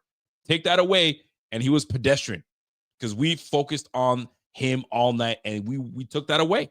And Joe Flacco had to try to win it for his team, and he couldn't. We knew Jonathan Taylor was going to have an impact on this game. We knew there was no way he wasn't going to get to 100. But what you just said is perfect. He had the majority of it, and we're not sitting here saying, "Oh, take away that play," because the play happened. You can't take it away. But that was the only legitimate touchdown drive that team had the whole game, and you knew Jonathan Taylor was going to have an impact. In the second half, he didn't do anything. And so I thought it was a great job. And that's why you got to take totality of the game. Don't look at just the box score, because the box score, you can say 121 yards, man, he ripped y'all. But if you really watch the game, did he? Nah, he didn't. He didn't rip anything. Actually, none of them ripped anything. It was just dumps here and dumps there. But when you're down, to 3 turnovers, you have no choice but to try to air it out and keep your team in the game. And that's what they had to do. And the defense did their job. They took the ball away. We continue to keep with the theme of taking the ball away and giving it back to Josh Allen, and let's roll. One more thing, a couple more things actually before we get out of here. Walsh says, I see the Steelers winning that division. Lamar in his career has struggled against the Steelers. That's gonna be a fun game to watch. But I want to play each other twice. Those two. Oh, I'm looking forward to that. Check this out. I want to show you a little clip here. This and as a fan, you feel for guys like this because we've all been there. This is a Denver fan that's going and watching. That's good sports. He's got a great channel. Great channel. Great channel. Lutz warming up on the sideline. Oh my God, we're gonna upset him. Assuming we can make this kick. Nothing is guaranteed. Please. Oh God, please. Will Lutz. We've all been here. Oh God, yeah. When you want your guy to listen, 13 seconds left on the clock. Guys, please just kick it in the end zone. Get everybody back. You script kicked it. What? Exactly. Gosh. Do not miss this kick. Will Lutz. Oh, I don't even know if I can watch it, guys. Come on, Will. Come on, Will. Come on, Will. Come on, Will. Come on, Will. No! No! No! No! Blocked it! They blocked the goddamn kick! Are you kidding me? Oh, what the fuck? Oh my God, no! I feel him. I'm not even a Broncos. Same. I feel that. I feel that. I give up. I give up on this sport. What the fuck? Man. They blocked 35-yard field goal. Oh my God, I'm done with football. That hurts. Yeah, those are the moments where you just never want to watch again. It's deflating. He's emotionally drained. Oh, look at him. That moment. That's one of the worst losses I've ever fucking lived through. Oh yeah. It's that moment right there where you feel like they're gonna win the Super Bowl. When you make a play like that, dude, when the game comes down to you have to block a kick or lose and you block the kick, think about how insane that is. And like we talked about earlier, it wasn't like it was a 60-yarder, 35-yarder, and they blocked that thing right off the leg. Crazy. Unbelievable. I was trying to look for any last minute, not last minute, if there's anything that Coach McDermott had to say in the locker room, but nothing's come up. So I'm gonna leave it at that. So that's it. Anything else we want to share there, sir, before we get into it? Because I just want to run through the scores here. Just needed to go in there and get the W today. That's exactly what they did. Great W, 8-2, best start in over 30 years here. Going into a huge game next week, then the bye, and then a massive slate towards the end here. So you wanted to stack these wins as much as you could. And today, without Cooper, without Coleman, man, these guys hung 30, defense dominated. Great W today. And you got to be feeling great about the vibe and the momentum the Bills are building in different ways here heading into their toughest stretch of the year. I totally agree. I'm with you, and I'm going to leave it at that. A couple things here. Eagles are just trouncing the Cowboys 28-6. Are you surprised? Nope. Perfect. Jets are just getting whooped by the Cardinals. Surprised? I just saw on the same amount of pass attempts, Kyler Murray has 270 yards and Aaron Rodgers has 92 yards in the same amount of attempts. There you go. How about Crazy. that? Obviously, the Lions game tonight. That's going to be a nice one. Chargers are up 27-17. Are you shocked? Actually, they won 2017. Nope. Gus Edwards. Why the hell does Gus Edwards get all these? That means, I definitely lost my fantasy game. Anyway, Giants lose to the freaking Panthers. Daniel Jones is done. Here's my question for you. Does Joe Shane and Dable get fired after this season? I heard that they're coming back, but after losing to the freaking Panthers, bro, how do you do that? Unbelievable. You're the owner. Are you firing these guys or you bring them back? Yeah, I'm firing everyone. But the problem is I don't want to fire Dable, but I think I'm at a point now where I need to just relaunch everything. I'm getting rid of Daniel Jones. I'm firing Joe Shane. I'm firing Brian Dable, and we're doing a whole reset. You have to. This team is abysmally bad. Like it's just awful. You cannot lose to the Carolina Panthers. They did. It's awful. By the way, we just played the reaction of that. Never forget it. We just played the reaction of that poor Broncos fan, and let's not forget we were in a similar situation against the Broncos. Do you guys recall? Do you guys remember? It's so funny when you brought that up. This is the first moment I thought of when you were saying we've all been there. This is what I thought of. We've all been there. Look at this. Look at this mess. I couldn't believe it. That pass interference was such oh my God. Just threw it up for grabs and they got a flag. We were so mad after this. I was drained. This was, dude. The neighbors, they had no timeouts, remember? The neighbors texted and asked if I was okay. They heard me fall to the floor. And the miss. Let's go! On who? He said, 5-yard penalty. Wow. Yo, dejected. Oh my God. Oh, what a moment. Listen, we've all been there. Like we said, we've all been there. Look at him. He's dejected. Even if they missed it again. See, he's already out. He's out. He's out. That was, dude, I thought our season ended that night. I thought it was over. 5-5. Think about it. At this point last year, that was the exact, that was week 10. That was the same week as this week, right? 8-2 right now compared to 5-5. How about it? He said, this poor Pierre guy, whatever happened to him? He's alive and well. He's right here. Oh my gosh.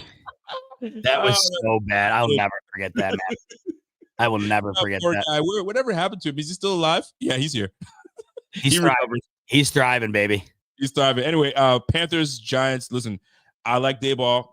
Same. But you decided to give Daniel Jones that contract. You could have been out of that shit. That's why Joe Shane's got to go. Yeah, you decided to say, I can fix him. And then you let Saquon Barkley go. And Barkley said something that was crazy. He said, now that I'm paid, now that I have security, you're going to start seeing me do hurdles all day type of shit. That kind of tells you like, yo, you should have paid me.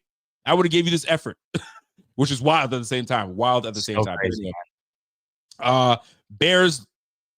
Oh God, the Bears lose to the Patriots 19-3. Dude, that they are bad. That Hail Mary ruined their whole. It's over. I mean, they're done. Apparently, Taquan Stevenson was doing this again to the sideline again. They caught a still shot of him talking to the sideline. Dude, did you not learn? That's the type of shit that gets you cut, my guy. Anyway, Patriots 19-3. They beat the Bears. Bills take care of the Colts. Broncos, 16-14 loss to the Chiefs. The Saints, they beat the Falcons. What the hell, Falcons, man? Y'all are a weird squad, man. Weird squad. The 49ers barely beat the Bucks, and they got a scuffle on the sideline. Yeah. To boot. Anyway, Steelers 28-27 win over the Commanders. That game was crazy. There was a guy that was talking shit online, and he goes, you guys think the Commanders are going to win? You guys think this and that third? And he was talking big shit. It went viral, and he actually, he has reason to talk shit now. And the Vikings win 12-7 against the Jaguars. What the hell was that? What the hell is that? Anyways, game of the week? That must have been the worst game of all time. I don't know how anyone could have sat through that. Mac Jones started for the Jags. I think Sam Darnold had 2 red zone INTs. They had 4 field goals to win the game, Rico. 4 freaking field goals. Dude, that's freaking brutal. Oh, hey, Caroline's in the chat from the wedding. Caroline, what are you doing on the stream at the wedding? Caroline's at a wedding right now. Yeah, well, clearly she's having a good time at the wedding. I know, what the heck? Yeah. Get out there and shake it, Caroline. Come on. Love that girl. I love how we're the team to be the first to beat the Chiefs. Let's get it. Hey. Hell yeah. Dude, this will snap. They have the equivalent now, a win streak that's the equivalent of almost running a full season. I think they're at 15 or 16 straight games now. So this would be a huge win for the Bills. That's a massive streak that they're on. Caroline says she's vibing right now. Hell yeah. I love it. Go crazy, Caroline. Dorothy says, hey, Z-Bot and Rico. Dorothy's hot and cold on us. I'm waiting for what Dorothy has to say. Dorothy, I want Dorothy to call in. I want Dorothy to call in one of these times. She ain't gonna call in, or he ain't gonna call in. Talking all I don't know what's going on with Dorothy. What's that? I want a face reveal though. All right, listen, folks. I gotta go. I gotta go give cake to my man. Yes. Go sing happy birthday to the young Z. Let's go have some cake. Let's go have some cake. We're gonna have some cake. Tell everybody you're gonna have some cake. So we're leaving now. Cake time. Cake time. Oh no, he says, oh no. He wants his cake. Okay. All right, folks, we gotta go. We say go Bills. All right, he's out of here. All right, folks. Hey, everyone. 30-20. We kick some butt and we're out of here. Caroline, have a great time. Dorothy, Cap, you ain't never gonna call in. I'm waiting for it though, but we'll go from there. So we're gonna have some cake, and I don't even know how we're gonna give this guy some cake, and he's gonna go to bed. It's not happening. So, I love it. I love it. Bills W, baby. Thanks so much for tuning in. Nearly 2,000 in throughout the stream. We love each and every one of you. Enjoy the W. It was a good one. Bills 5 straight, 8-2, and next week it's the big bad Chiefs. We can't wait for it. We'll talk to you throughout the week here, folks. Enjoy the rest of your Sunday. Enjoy the week until we see you next. Much love as always, and go Bills. Go Bills. Let's go.